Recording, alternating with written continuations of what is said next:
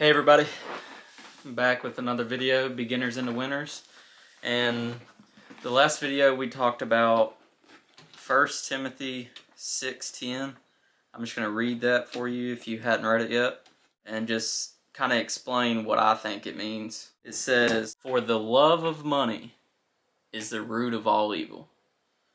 Some of you may have heard of the money is root of all evil, but this says, "For the love of money is the root of all evil, which while some coveted after, they have erred from the faith and pierced themselves through with many sorrows." So with that, I think that God is saying, if you love money, if you put money first before God, you're going to go away from your faith and cause yourself many sorrows.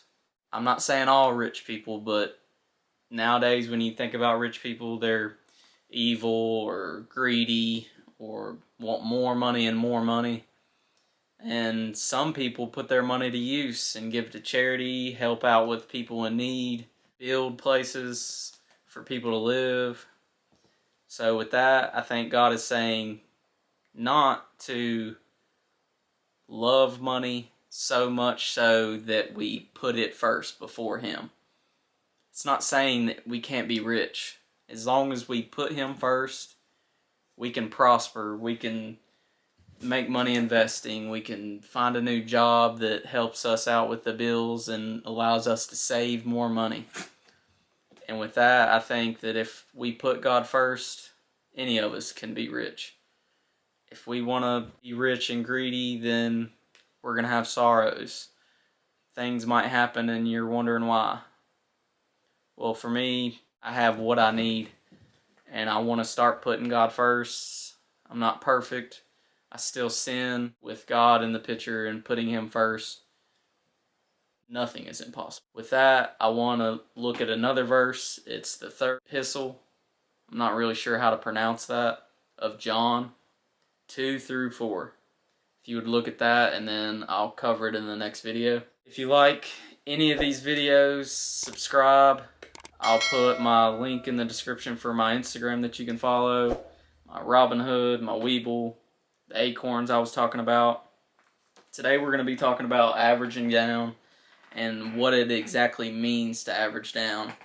And if you want to, leave a comment if you want me to do a full tutorial about how to do it on your platform, whether you're using Robinhood, Weeble, E-Trade, whatever it is. Let's get started. $1, 100 shares is $100. Now the market's down, it's red, you don't know what to do. Say you have a little bit of money to play with. Maybe you don't want to risk it, and that's totally up to you. This is not financial advice. But if you can average down, say it's at 50 cents. It might be something else, but I'm just going to use this for an example. You buy 100 more shares, or how much ever you can afford. Now it's $50.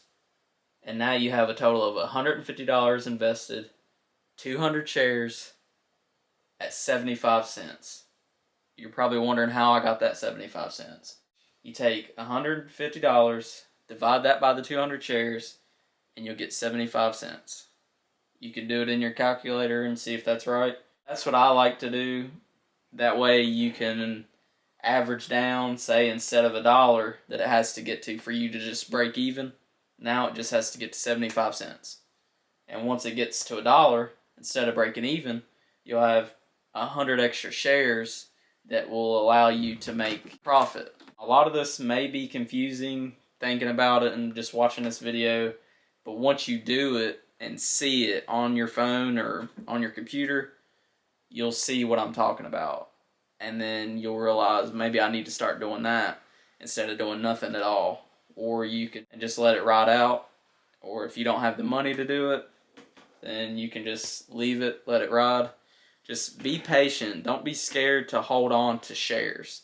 Shares can always come back. There can always be news that makes it jump up 50%, 100%, whatever the case. So don't think that it's never going to come back, that the market's going to crash and everything's going to go to nothing. There's always been scares. There's always been bearish markets. Don't let that make you make decisions based on emotions. Don't settle for a huge loss. If it gets to this point, then maybe think about doing a stop loss, or try to get a percentage basis of like 20% and then you cut your losses, or 50% and then you cut your losses. Don't settle for those 80%, 90% huge losses. If you don't have a stop loss, then this is what I suggest you do. This is my opinion. This is what I do sometimes if I don't have a stop loss. But you want to try to get used to making a stop loss. And I can go over that in another video and do a tutorial about how to navigate through the app and make a stop loss manually on options. I hope that helps. I hope y'all are understanding this.